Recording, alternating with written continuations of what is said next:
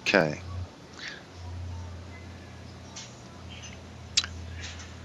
So, welcome to This Week in Radio Control, Mr. Bob Finless White. How are you? Well, good. Thanks for having me. Oh, you're most welcome. It's a privilege to have you. So, we'll get right down to the question and answer sort of thing. First question. When did you first get involved in the RC? Did you start off in planes and go to helicopters, or was it just straight into helicopters? Yeah, I didn't even know about RC helicopters when I started. I started basically right out of high school. Uh-huh. And we had a place near us called Mile Square Park that I had seen RC flying before. And I was always interested. And, once I got out of high school and kind of got my own job to where I could help pay for some of the stuff, I got into airplanes first. Oh, yeah? My first airplane was a... So you're a plank flyer. Oh, I still have a trailer full of planes. I haven't flown them in a while, but I still do. Yeah? Electrics or fuel? Yeah? Fuel. Yeah. Fuel. Uh-huh. I have a gasser. I have a giant stick that's got a gas roto. It's called a Roto 25. Motor's made in the Czech Republic. All right. And World Engines, I believe. No, it's not World. It's the heck are they called? Anyway, it's 25cc gasoline. That's on my biggest airplane, and then I have two 50-size nitros. Okay. I used to have a much more. I had a Christensen Eagle with a DA50 on it. Wound up getting rid of that. Had a big P51 with a 35cc, forget what was in it, gasoline. So I've had lots and lots of airplanes. So my first airplane, though, because it was all I could afford, was a cheap. At that time, Hobby People out here was called Hobby Shack. Right. And it was like a Radio Shack. As a matter of fact, I think it was owned by Tandy at the time. But I bought a cheap 4-channel radio and this. By the way, back then there were no ARFs. You had to learn to build and cover. Sure. Built it, covered it. And they're all balsa wood, yeah?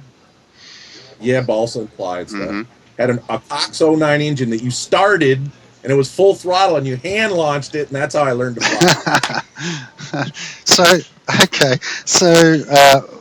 at what point and what inspired you to get into helicopters? Was it someone that you knew, or just you got sick of planes, or? No, I was flying planes, and then one day I went by the school field and I saw nitro smoke coming out of something, and I was like, "What the heck is that?" And at that time, the hobby shop I went to, Hobby People, didn't carry anything helicopter. All right. So you had to go to more of a mom and pop specialty hobby store. Mm-hmm.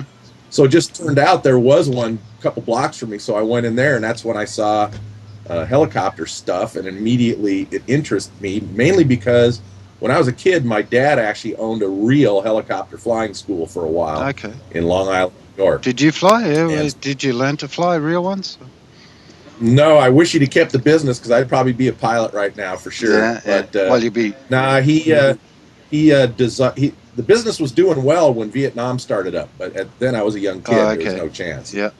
So he started training military, and then what happened was his partners and him all got in arguments, and they didn't have contracts or anything. Yeah. They wound up having to design.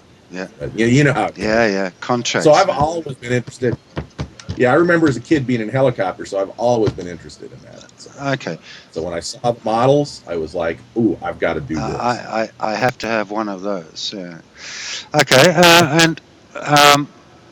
Do you think certain age groups are more involved in helicopters and in RC generally than now that they're cheaper and we have electrics and so forth like that? Do you think it's changed the demographic, like the age group? Well, I would say yes. We have a lot more younger people up and coming into the hobby than before. But still, if you go to a fun fly or whatnot, you still see a fairly large older demographics, probably still a little bit due to the cost. Yeah. But with cost coming down dramatically, you're starting to see a lot more. I'd say we have at my field, where there's probably about 30 of us, I'd say probably about 30% now is people under 25 years old. So whereas before it was rare you saw that. Yeah. If mommy and daddy weren't buying it, they weren't. Yeah, fair enough. Okay, so what would be your best advice to the young guy, young girl, even considering RC helicopters? Simulator. Yeah, Do that yeah, first.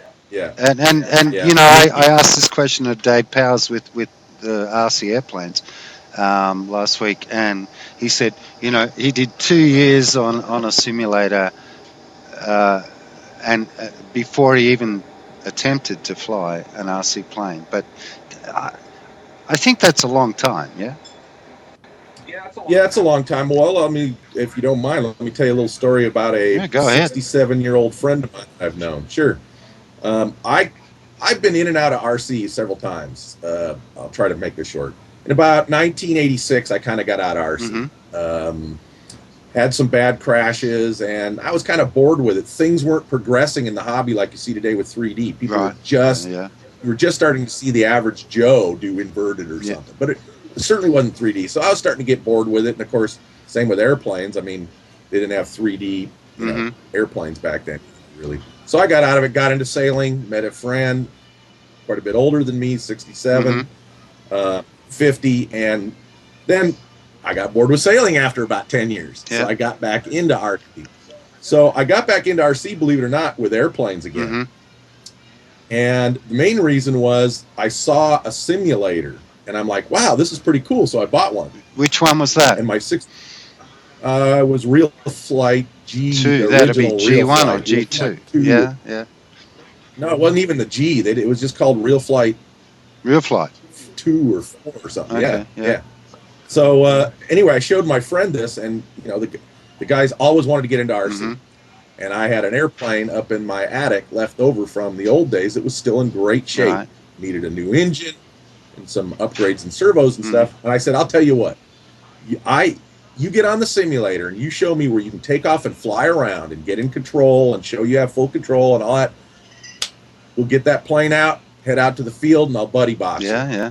So it took him about 2 months. I remember when he first started, the plane was always flying off into Neverland in the simulator.